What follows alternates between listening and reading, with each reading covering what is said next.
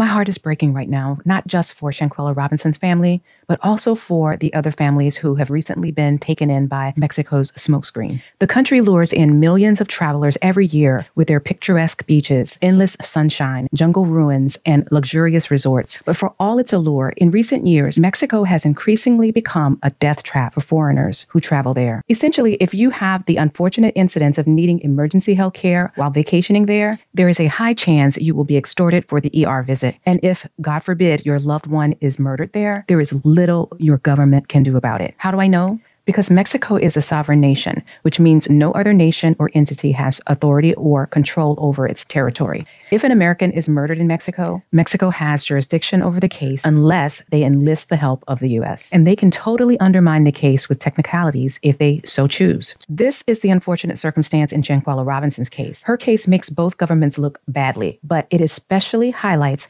how Mexico routinely handles these cases. The beautiful resorts that promise you the vacation of your dreams also provide you a false sense of security. Truth is, the presence of cartel activity is right there with you. TheSun.com says that hotspots like Playa del Carmen, Cancun, and Tulum have been hit in recent times by a wave of brutal murders as gangs wrestle for control over territories. See it here. Robert Almonte, a retired deputy chief of the El Paso Police Department and former U.S. Marshal for the Western District of Texas, who is an expert on Mexican drug cartels, warned that the tourist resorts are currently a war zone. He told The Sun it's not safe to go to the resorts. The cartel will just go in and spray bullets, and if an innocent person gets caught in the line of fire, they are collateral damage, and the cartels won't lose sleep over it. The Yucatan Times, a local English-based online newspaper, says Mexico ended 2022 with an alarming number of missing persons. The families of these people are left to their own devices to find their loved ones. In the absence of response from the state and federal authorities, collectives of family members go out in search of their loved ones with the fear of losing their own lives in the process. It says the groups searching for their loved ones are constantly in danger and receive death threats and intimidation from alleged members of organized crime, but also from authorities who are supposed to defend and help them. Now, why would authorities threaten these families? Because there's an order from López Obrador's government. He is the current president. You can see him here, Andrés Manuel López Obrador. His order is to deny the levels of violence in Mexico. Did you hear me? See it here. Did I not say this before? This is why the incidences of cover-up are so widespread over the country of Mexico. Remember from Paid Off, I showed you the map of several femicide cover-ups. They were widespread across the country, even one that happened the day following Shanquella's murder. This is why it's business as usual. You do realize that saying someone is missing is a strategy for hiding violence, don't you? If they never find the person, then the violence that led to their demise will never be discovered. Instead of going after the murderers, what Mexican officials will do is pretend it's not murder, blame the victim, saying it was extreme alcohol consumption or some other self-inflicted accident. And you better believe, if they don't protect their own or adjudicate the murderers of their own citizens, murderers of foreigners, American or otherwise, are going to be the last of their concerns. And when Mexico is called out on their behavior, like in the case of Shanquella Robinson, they will put on a song and dance to make you think they're interested in doing the right thing. Shanquella Robinson traveled to Baja California Sur on October 28, more than 100 days ago, with 6 others to enjoy birthday celebrations and fun in the sun at a luxurious resort, Capo Villas. In less than 24 hours, Shanquella was found dead in her hotel room. No, it wasn't the cartel who killed her. It was another American, but a murder still on their soil. And their normal reaction is to hide violent crimes. If you think Shanquella's murder gets no media attention in the U.S., try searching for it on Mexican sites. The locals know nothing of this murder, and for all intents and purposes, they have been successful at hiding it where it matters. As far as they are concerned, this is an American problem. Shanquella had no idea that one of the 6 travel companions would become her murderer and the others would be instrumental in covering it up. Then Dr. Carolina, who came to assist, she played her role. She did exactly what Mexico is known to do, what they are mandated to do: ignore the obvious signs of violence and provide refuge for murderers. That's what they do there. And that's what she did. In their eyes, she was successful. And if it appears like she's being protected, she is, else she would have been held accountable by now. And in the same way Lucy the maid's statements were made public, if there were any consequences for Dr. Carolina, she would have snitched on the Cabo Six the very moment she left that villa, and her statement would have been all over social media. Shanquella had no chance of getting the help she needed, the help she deserved. It's been 100 days. We have seen the full extent of Mexico's plans for this case. Finger pointing.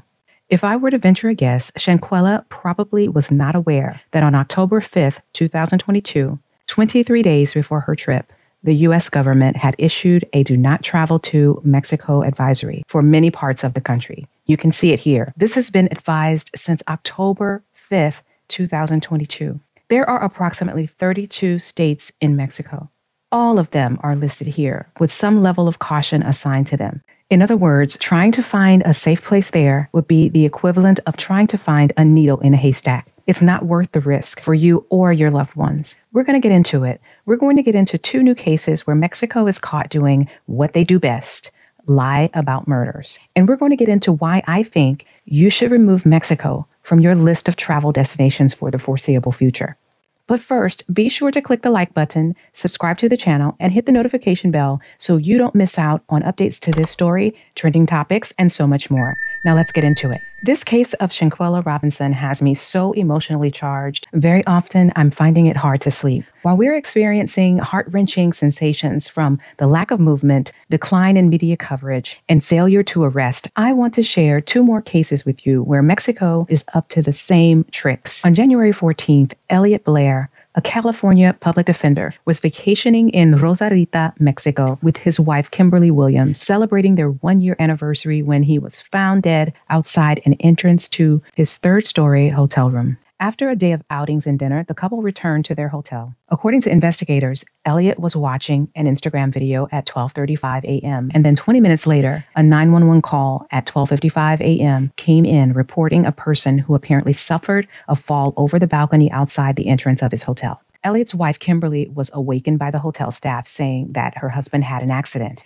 The State Attorney General's Office of Baja California said that Elliot's death was the result of an unfortunate accident due to the fall from the 3rd floor, stating that Elliot was possibly intoxicated and trying to shoo pigeons away. Prosecutors said a toxicology report also found that there was a considerable amount of alcohol in his body. Sound familiar? Elliot's cause of death was listed as severe head trauma. The prosecutor also said that Elliot's wife, Kimberly, jokingly told them that Elliot liked to shoo pigeons away. Kimberly later repudiated that statement. She knew her husband wasn't drunk and that he was murdered.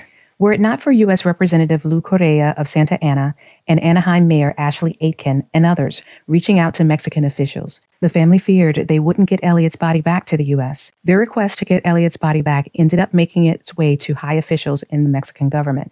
If this were you, what strings could your family pull to make things happen in Mexico? Most people don't have connections like these. Luckily, they did. When Elliot's body was returned to the U.S., the family had a private autopsy done, which confirmed that Elliot had been brutally murdered and that the injuries to his head were likely caused by more than one person. It later came out that the couple had been stopped by police officers earlier that day for allegedly rolling through a stop sign. The officers extorted them for their cash. And while they didn't have the amount they originally demanded, the couple turned over the $160 they had. Feeling both rattled and lucky to have gotten away unharmed, the couple was relieved that the police let them go.